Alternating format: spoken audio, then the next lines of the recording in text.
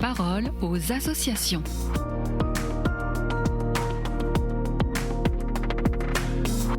Bienvenue dans la parole aux associations. Je reçois aujourd'hui Bénédicte Bretéché, vice-présidente des associations familiales catholiques. Bonjour. Bonjour Alice. Nous sommes dans les jours qui suivent la résurrection et les évangiles décrivent clairement la dynamique de la transmission de la bonne nouvelle. Comment les chrétiens engagés aujourd'hui peuvent-ils être porteurs d'espérance dans une société qui leur reproche souvent de s'exprimer pour des motifs religieux ? Oui, souvent, à l'occasion des débats sociétaux, en effet, on reproche aux croyants de s'exprimer pour des motifs religieux et non pour des motifs scientifiques ou éthiques, philosophiques ou médicaux. Pour autant, même dans ce contexte, les chrétiens restent toujours porteurs d'un message à transmettre qui vise le bien des personnes parce que la politique, l'économie, le travail, le droit, la culture et tout ce qui s'y réalise concerne la vie de l'homme et sa vocation à transmettre les exigences de la justice, de liberté, de paix qui sont conformes à la sagesse divine, c'est-à-dire des exigences authentiquement humaines et humanisantes. Est-ce que ça veut dire que les chrétiens doivent évangéliser la vie sociale en proclamant leur foi ? Je dirais que la foi éclaire, oriente et guide notre position dans les débats. Il existe des liens très profonds entre évangélisation et promotion humaine. Je vais vous donner un exemple personnel qui est très concret pour illustrer ça.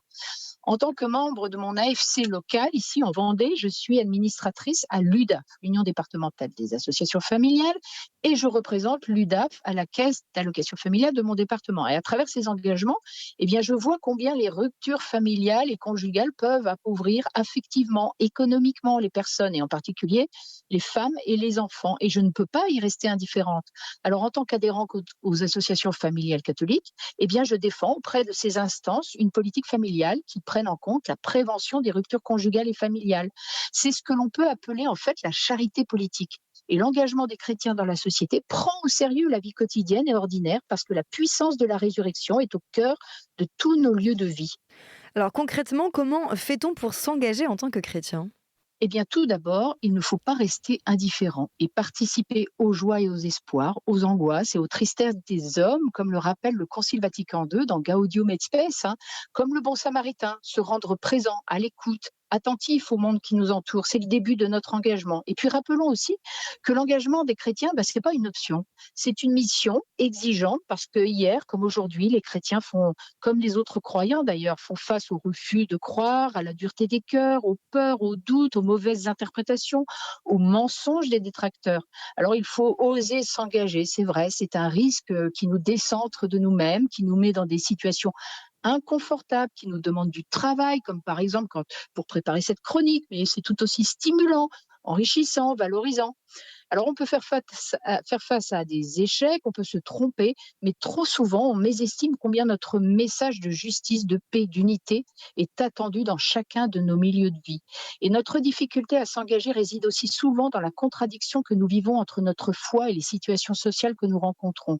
Et pour cela, je n'ai qu'un conseil. Plongez-vous dans le bain de l'enseignement social de l'Église. C'est vivifiant, c'est fortifiant parce qu'il nous permet de retrouver de la cohérence entre notre foi et nos engagements. Alors oui, il faut un peu de courage, c'est vrai, et surtout ne pas rester seul. C'est essentiel de préserver l'amitié, la joie de la rencontre qui réconforte, les échanges qui stimulent et la confiance aussi qui encourage.